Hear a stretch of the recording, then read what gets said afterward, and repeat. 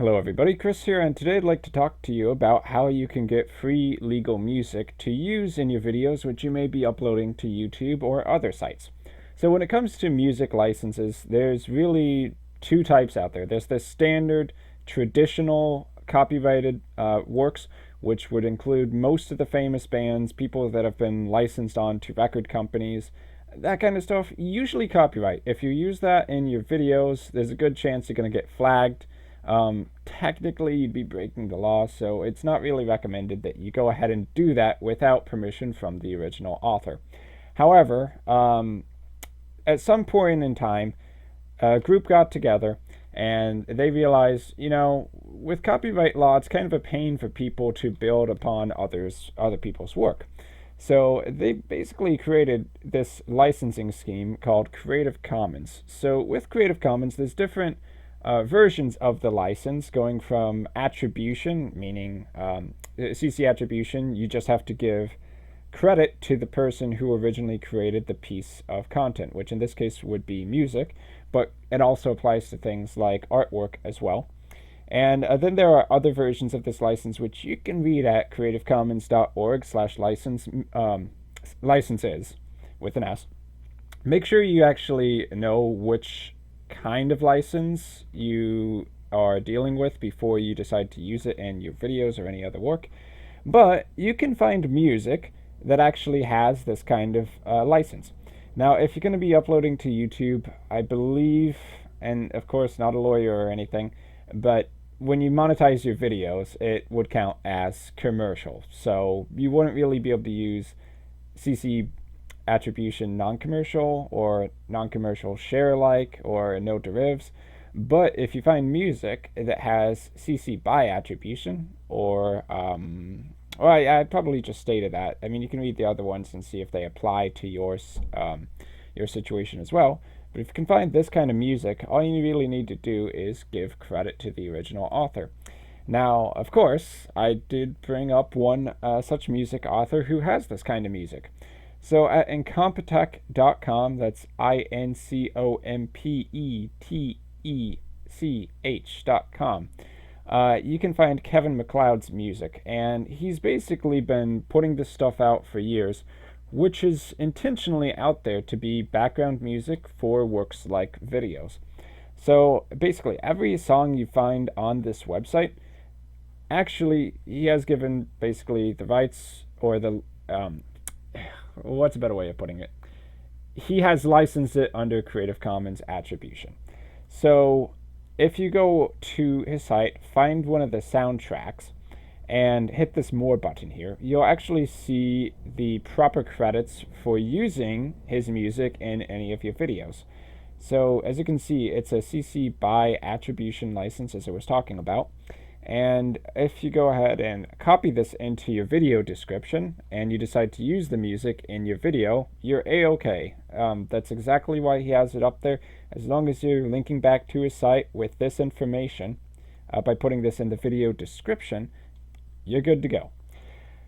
So now, basically what you would need to do from this point, whether you're going to use Kevin MacLeod stuff or another author doing similar stuff, there's also, say, No Copyright Music is another group out there that basically provides music that doesn't have a copyright to it.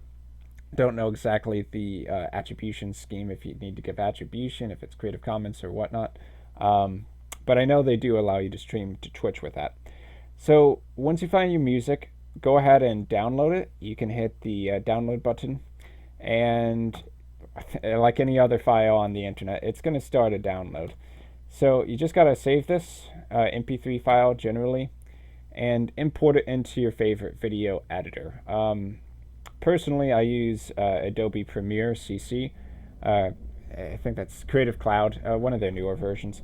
You don't necessarily need an Adobe product. They are a little bit more expensive. You could instead use one of the free ones out there. I don't know if Windows Movie Maker is still around, but that used to be okay for basic edits. And you could definitely include audio files with that. So, shoot, that's going to take a little while, isn't it? Well, let's just keep going down here, and maybe I can actually play a quick sample. of his music. So let's see. We'd probably want to have something more like contemporary music if we were, say, doing a tutorial video. So you can, of course, listen and get a sense of what the music actually is before you download it. So kind of nice, kind of passive there, as a lot of contemporary music is. And actually, I didn't even think about this, but Final Battle of the Dark Wizards is probably not the right music for a tutorial video. So, I mean, a good point to make there. Whenever you're making a video and you need to include background music, or you think you might want to, make sure it actually suits the mood you're trying to set, or make sure that it actually doesn't, let's see, what are the words I'm looking for? It doesn't interfere with the rest of your audio too much. So if you're speaking in a video, it might be the case that you don't even want music at all. So from here, we can just drag this into our video editor.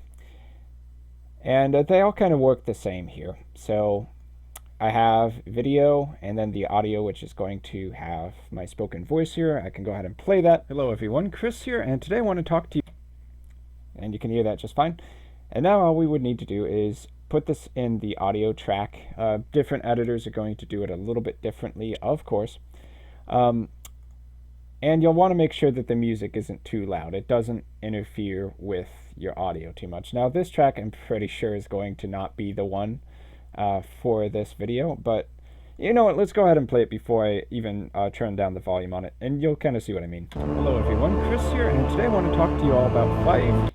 So obviously you can't hear anything from what I was trying to communicate in the video, so you got to turn it way down. Specifically in Adobe Premiere, you can do that by going over to the audio track mixer and, let's say, knocking that track down about 20 decibels. That might be a good start. Let's see where it's at now. Hello everyone, Chris here, and today I want to talk to you all about 5 reasons why you should be using a to-do list application. If you are subscribed, yeah, that's actually not too bad there. That would probably be about where I'd want it for a video that I'm actually going to be talking in as well. Now, that is a track for basically video game music, so it's completely unfitting for a tutorial video. But you get the idea there. Try different music out there. There's a lot that has Creative Commons attribution there. Just read the licenses, make sure that you are applying it correctly, and make sure you give credit where it's due. Not necessarily out of covering your butt, because in most cases the internet isn't really accountable for anything, let's be honest here, but more just to,